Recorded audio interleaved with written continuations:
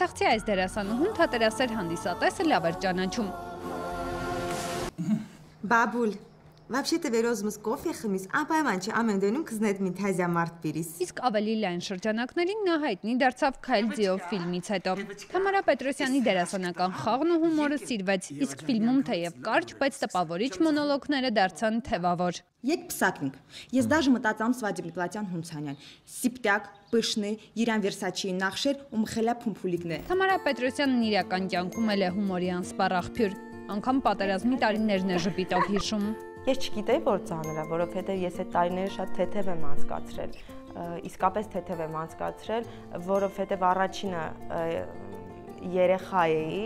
իսկ երբ երեխա ես լինում, հավատդ այնքան մեծ է լինում աշխարհին հանդեպ, էլի չես հավատում, որ քո հետ կարող է շատ վատ բան պատահի, չէ՞, այդպես ամեն ինչ շատ վարդագույնի մեջ ես տեսնում։ Առաջինը այդ էր պատճառը եւ երկրորդը երևի թե ծնողներս էին, որ երբեք իրancs մեջ ոչ մի տեսակի պանիկա, վախ, ահ, ծարսափ չեմ տեսել։ Այն տարիներին Թամարան մի երազանք ուներ։ Ուզում էր իր խոսքով ասած հայտնվել հեռուստացույցի մեջ։ Ինժեների եւ լեզվաբանի ընտանիքում մեծացող աղջնակը նույնիսկ չէր էլ պատկերացնում, որ այդ օրը սարերի հետևում չէ։ Նույնիսկ դեպք եմ հիշում, որ արդեն այնքան էի բան արել, դե ես էլ փոքր եղբայրներս ասեցին գնա հեռուստացույցի հետևը կանգնի կմտնես մեջը։ Ման տենց գնում կանգնում էի, ոնց գոռում էի, ասա երևում եմ, բա ինչ է այն ծոցյան հիմա խոսում, ինչի ձենը չկա, բան։ Բաներ էի անում։ Արվեստը արվեստ, բայց պետք էր մի լուրջ մասնագիտության մասին մտածել։ Թամարան մոր խորհրդով ընտրեց լեզվաբանի ճանապարհը։ Ուզում եմ ձեզ տեղյակ պահի, որ նոր լրագրողական հետաքննություն եմ սկսում։ Մանկուց շատ ականջս լցվել է անգլերենով, պես սիրում էի այդ լեզուն, ուզում էի տենց բացի թատերականից, որ բնականաբար ինձ հետ համոզեցին իմ որոշումից, իմ ընտանիքը, մտածում էի օտար լեզուներ, անգլերեն, բայց մայրս շատ ճիշտ կողմնորոշվեց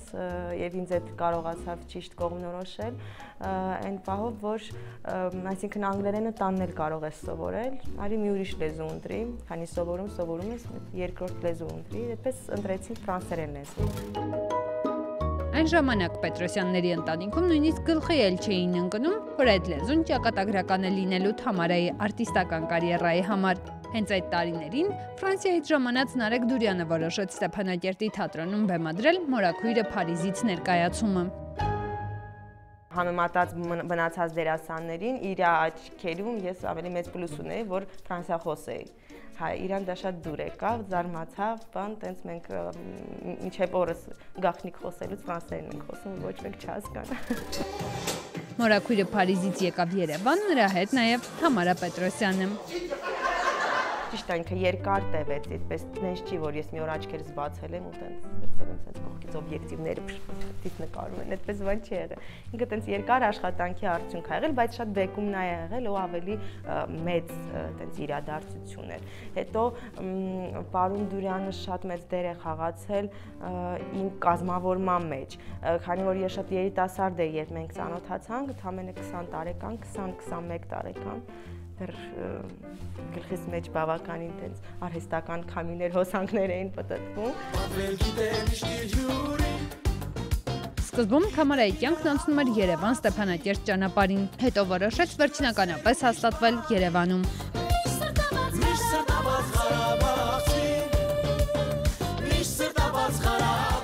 Այդպես որ ասեմ ստույգ պլաններ ունեի, չէ, կարողա ցանկություններ ունեի, որովհետև այնուամենայնիվ հասկանում ես, որ եթե այստեղ ես աշխատում, այսինքն այս ասպարեզում ես աշխատում, Ստեփանակերտը մի քիչ փոքր է դրա համար։ Դերասանուհուն այստեղ շուտ նկատեցին ձերեր ֆիլմերում, ներկայացումներում, բայց Թամարայի գլխավոր առաքելությունը եղել ու մնում է Արցախի ձայները։